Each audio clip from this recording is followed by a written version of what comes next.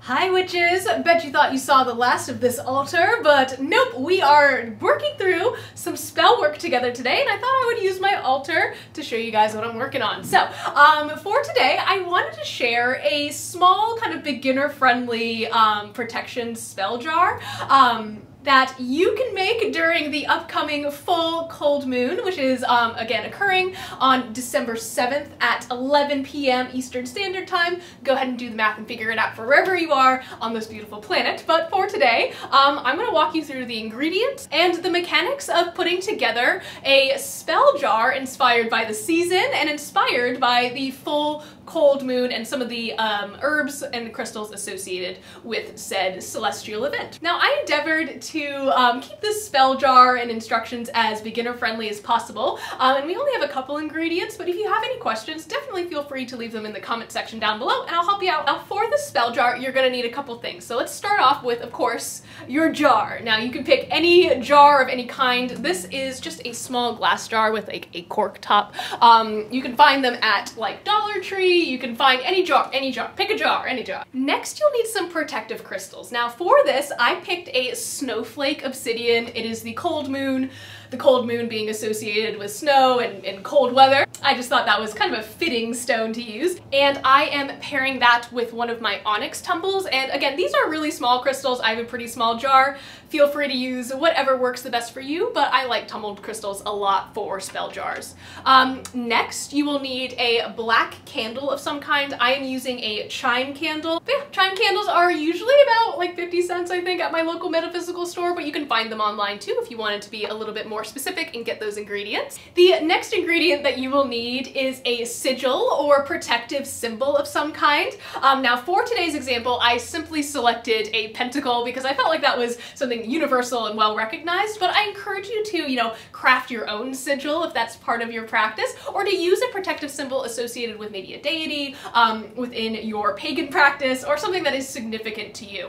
Now, in terms of our herbal allies for today, I have two of them for you. The first one being whole cloves, and these are associated with protection, exorcism, love, purification, and wealth. And pine is associated with healing, fertility, protection, wealth, purification, and hex reversal. So I'm using both of these herbs today, pine and clove, both being associated with this season, being associated with protection, and also corresponding with this full moon. Plus there's some other added benefits, but I'm really focusing on these herbs for their protective value. And then finally, the last ingredient that you'll need is either sea salt or black salt. Now again, I did want to model this spell jar using items that I felt like people were more likely to have on hand. For the pine needles, feel free to wildcraft them, but I do recommend you dry them before using them in spell work. So yes, as a recap, our ingredients are pine, sea salt or black salt, whole cloves, a black candle, protective crystals of your choice. I'm using snowflake, obsidian, and onyx. A glass jar of your choice, and then a protective symbol or sigil of your choice. And again, this is going to be listed all down below. Now for me, I feel like spell jars are one of the most accessible like forms of spell work out there, especially for me. I don't know, I like making them. I feel like a lot of people do as well, and they're pretty straightforward and simple. So the first thing that we're going to do is take our jar and cleanse it in a method that you see fit. Now for me, I have been obsessed with using Florida water to cleanse things. So this jar, I put a few drops of Florida water in there, kind of swished it around and allowed it to dry completely, which is easy because Florida water is actually alcohol-based, but that's how I cleansed my jar. And the next thing I'm going to add is my sea salt. Now, don't be afraid to get messy. I think messiness is part of witchcraft and it makes it a little bit more fun. So I'm going to fill this up about halfway with sea salt. All right, step one done. Look at you guys go. All right, next I'm going to be adding my herbs. I'm starting with clove. It does not matter, or at least doesn't matter to me, what order you go in, but I don't know, alphabetical is cool. And again, a lot of people ask if I have specific measurements with stuff, whether it be cooking or witchcraft, and the answer is like measure with your heart. I'm adding some of the pine leaves as well. Oh my gosh, they are stabbing my hands, and that is a very good reminder of how protective and defensive, I guess, this herb can truly be. Trying not to like stab my hands, that's super good. All right, so now that I have some pine and some clove in there, it looks really beautiful actually. It reminds me of like winter. It kind of looks like snow a little bit, or like leaves on snow with the salt, but anyways, I digress. Moving right along. Next, you're going to take your sigil. Now, some people like to fold their paper a specific way. That is not part of my practice. But when you are folding up your paper to put it in your jar, if you so choose, definitely focusing on your intention and focusing on, you know, protecting your home, protecting your hearth, and all of that good stuff.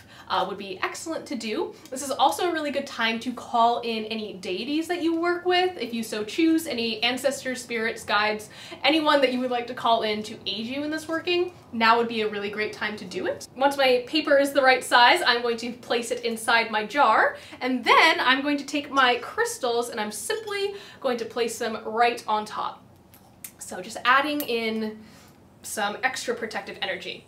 Next, I'm going to take my cork, put a cork in it, and put it, just stopper my jar. And this is maybe something that is a little bit weird or maybe unusual, but the way that I raise energy and activate spell jars is actually by shaking them and really just putting my intention in there. So when I am holding on to this, when I'm shaking my jar, when I'm putting in my intention, I'm really thinking about, again, protecting my home, creating this kind of shield emanating from this spell jar, and having that kind of encompass my entire home or my sacred space or what have you, whatever situation is applicable to you.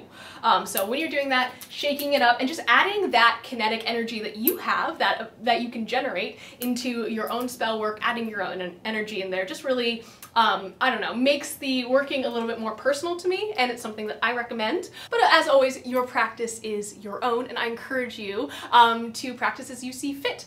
Now, finally, I'm going to be using my black candle here to seal my spell jar. So what I recommend doing is dripping a few drops of wax to the top of your jar and using that to adhere the candle, and then allowing it to burn all the way down and cover the spell jar with wax, effectively sealing it. Sometimes candles burn super clean, which is actually the sign of a really good quality candle. So I tend to just seal it with wax from said candle, and then allow the candle to burn all the way down, just so I'm sure that everything is sealed. And then finally, if you guys wanted to go another step further, you could carve the same sigil or symbol onto this candle, or like, you know, write the word protection, protection of my home, or another intention of protection of maybe someone else into the candle as well, and allow it to burn down. So that is just another option if you wanted to take it to maybe the next level, but for now, I'm just going to be sealing this in wax.